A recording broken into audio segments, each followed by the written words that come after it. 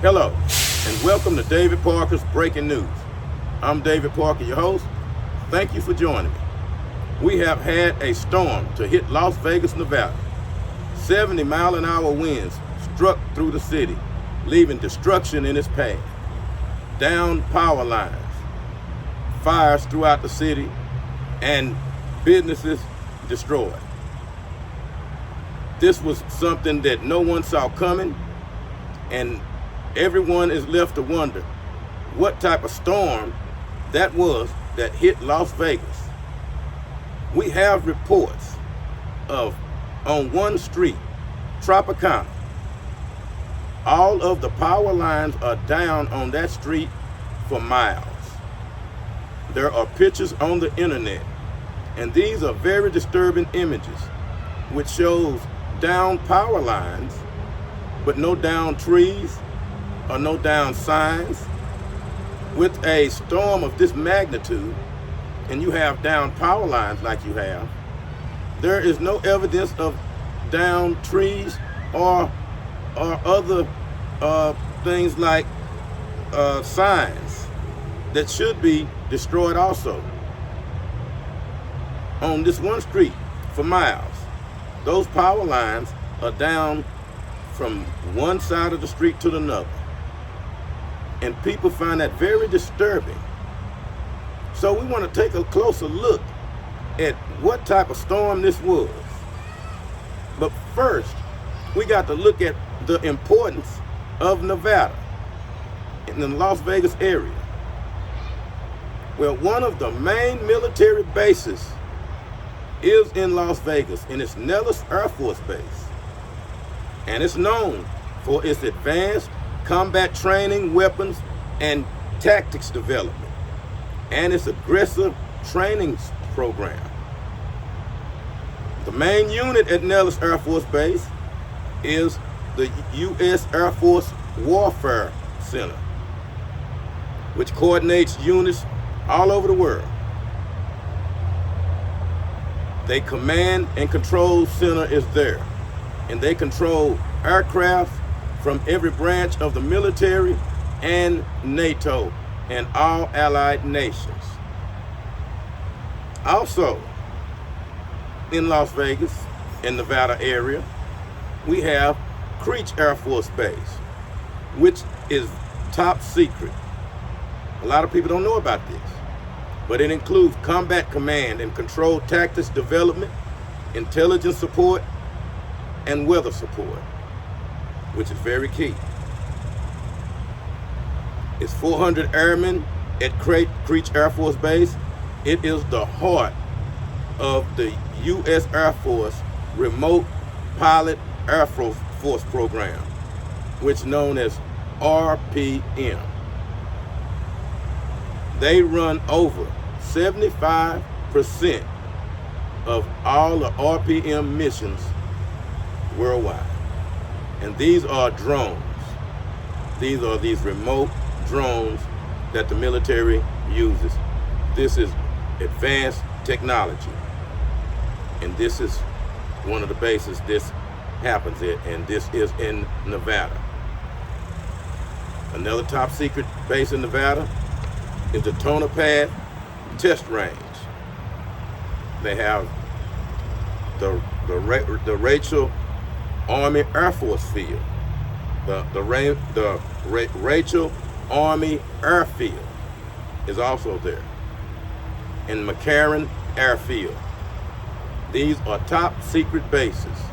These bases have various activities, development, technologies, gathering information systems. That's what goes on here. If anyone gets anywhere near these bases, the guards are instructed to shoot to kill.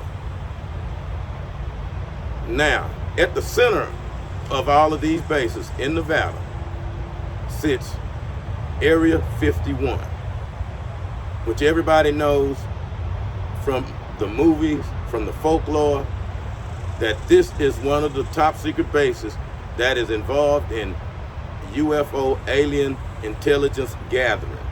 Supposedly they have some aliens there at the base that they may have captured over the years.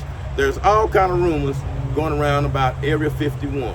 So everybody can do their homework on that. But the key to this is, these are very top secret bases in this area. And something like this happens, it makes you wonder what's going on, especially when you look into the fact that these down power lines on Tropicana Avenue is some type of anomaly.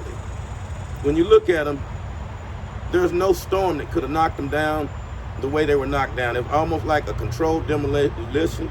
Something may have hit them on purpose to do this. And I'm not saying this. There are conspiracy theories going around out there right now, because I want everybody to go take a look at Tropicana Avenue and the first-hand videos from the people who's there. Don't go by the reports that you may hear that 30,000 people are out of power. Look at what's really going on there, and then make up your mind and see if you come to a conclusion like there may be more there than meets the eye, especially with the importance of our Air Force bases in that area. For something like this to happen, it's knocking out a power grid like they did on Tropicana. Makes you wonder. And I don't want to go no further than that, other than the report that there was a devastating storm that hit Las Vegas. And our prayers goes out to everyone there, and I hope everybody will be okay. Now, on to President Donald Trump news. The president, this past week, held a ceremony at the White House where Rwanda and Congo had reached an agreement, and they were celebrating the agreement. During the ceremony, an African reporter was talking to the president, Donald Trump, and was praising him for his work in the region. And when she told Donald Trump that their country was so proud of the work he'd done that they were thinking about nominating him for a Nobel Peace Prize.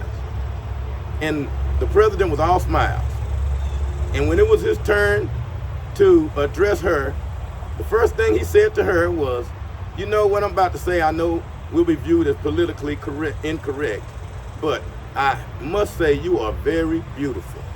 And she smiled, and the room smiled, and people laughed, and it was taken very well. But the president said that how people would view what he said. It almost like complimenting a woman on her beauty is not correct these days. Also, in the President Donald Trump news, the president, he finds Harvard failed to protect Jewish students, and now he's threatening to cut all funding to the Ivy League school. Reports from the government, the investigation looking into whether Harvard was showing discrimination toward the Jewish students. And findings came back saying there was rampant use of anti-Semitism there, that students would spit on the Jewish students. Some of the Harvard students vandalized some Jewish paintings, some that had the Star of David on it. They wrote in the dollar sign and drew in the dollar sign in the middle. Some put the SWAT sticker on some of the others. And this has been going on rampant, according to the investigators. Now, it makes you wonder when they saying that anti-Semitism going on. Now, these are white people arguing against white people, talking about anti-Semitism, doing things to each other the way they both do to black people, and it's ironic. And now the word anti-Semitism is being thrown out there, and the White House is going to act on what's going on, according to what news report says, is that the students are bullying the Jewish students. And these are white students, because we know the makeup of Harvard is probably 95 to 98% white. So we know this crime, what's going on, is between white people. One group is being and it's Semite to the other one, or vice versa, however you want to look at it. There is racial stereotypes going on there at Harvard, and the president says he's going to put a stop to it. And also, in the President Donald Trump news, Donald Trump has threatened to deport Elon Musk. Elon Musk has been running around talking about Donald Trump and Donald Trump's big, beautiful bill. Well, Donald Trump has had enough of it, and he talked to a reporter asked him, he said, what could you put Elon Musk out of the country? And Donald Trump told the reporter, we'd have to look in whether we could remove him or not. We're going to have to take a look at that. And he also said the president threatened to take away all of his subsidies that he get from the government. He said, the president said that he was thinking about having the very agency that he once headed, the Department of Government Efficiency, to now investigate him and see all of these subsidies he's getting and see if that don't change his tune. Because Trump has also said that he make all of these cars that nobody want, and if it wasn't for the government funding him and SpaceX, he would go broke. And right after Donald Trump threatened to deport him, Elon Musk went to X and praised the president for his outstanding work in international affairs, basically bowing down to the president. Within 24 hours, we seen an apology coming from Elon Musk when he was threatened by the president to deport him. So we see what happens when your bluff is called. Because Elon Musk know Donald Trump would do everything he say. He would have the Department of Government Efficiency investigate Elon Musk, which would find so much wrongdoing, which Musk knows, and it probably would put Musk in jail, take away all his subsidies. So he had to bow down to Donald Trump. Now, in other news, the Puff Daddy trial is over. Puff Daddy was found guilty on 2 of 5 counts, and he was acquitted of the most damaging and most serious charges. He was acquitted of racketeering and sex trafficking. He faces a maximum of 20 years in jail. The judge denied his $1 million bond release pending sentencing. But Puff Daddy camp is ecstatic because now there's no possibility that he will be spending the rest of his life in jail. The most serious of those charges was dismissed. He was found innocent of them, and a few were dismissed before we got to this point. Now, as everybody who followed the Puff Daddy trial found out, there was no fireworks in the trial. There was no celebrities put on the stand that was noteworthy. There was nothing about underage child trafficking that everybody wanted to hear about. There was nothing about those kids being at those parties, freak-offs. The government narrowed it to specific charges so they would not include a lot of people and bring a lot of people into this.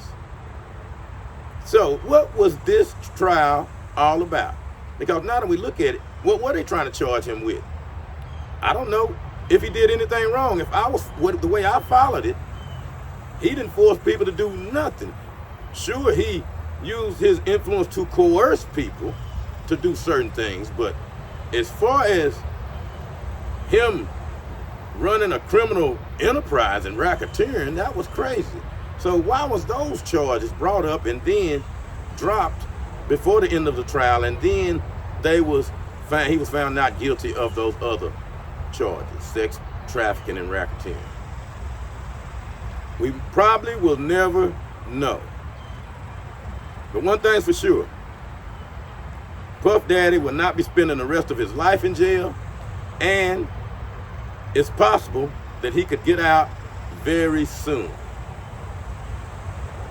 This is David for David Parker's News. Thank everybody for joining me.